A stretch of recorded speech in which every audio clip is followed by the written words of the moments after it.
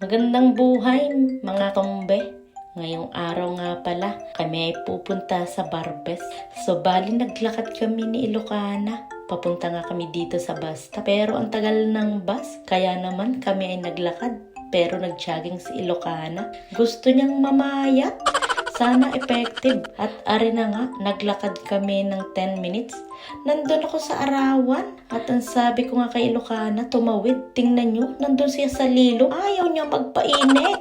O lala. At sa aming paglalakad, itong nadadaanan namin, mga Asian na pagkain at mga gulay.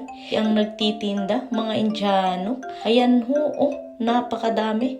Mga fresh din ang mga gulay at talagang inaangkat pa nila sa kanilang lugar. Ay nakaw, nakarating na tayo dito sa Stalingrad, sa metro. At tayo ngayon pupunta ng Barbes, 2 stop laang ho. Aray, dumating na ang metro at tayo ay sasakay na. Ay nako, amoy pawi sa mga tao. Oh lala, kasi nga mainit. Ano ga aray? Nakarating na nga tayo din sa Barbes.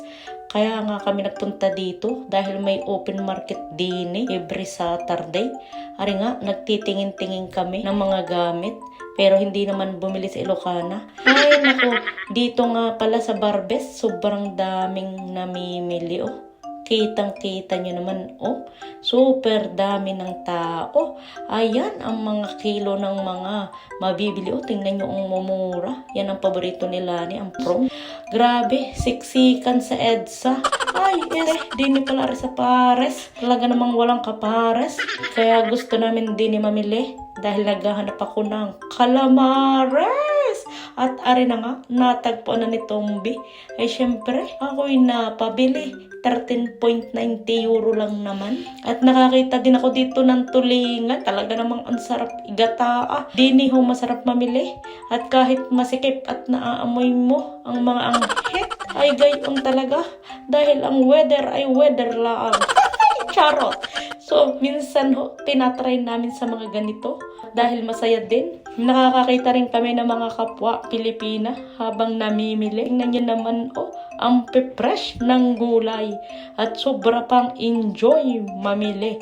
Mura pa ang kilo. Kaya din kami namimili.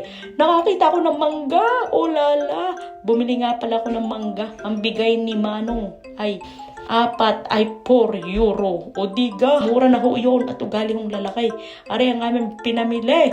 Yan na nga, bit-bit na namin. Umalis kami sa siksikan at nakakita kami ng matanda. Nagtitinda ng plastic.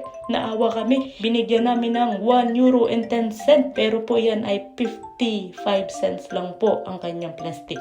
Are, nakakita ko ng damit na pang basketball. Lala, bumili ako, 5 euro lang ho yan. At pagkatapos, are na nga ang aming pinamili. Nakarating na ko din sa bahay. Yan ha, inang ang fresh talaga. So hanggang dito na lang po ang vlog ko. Thank you for watching. Bye-bye!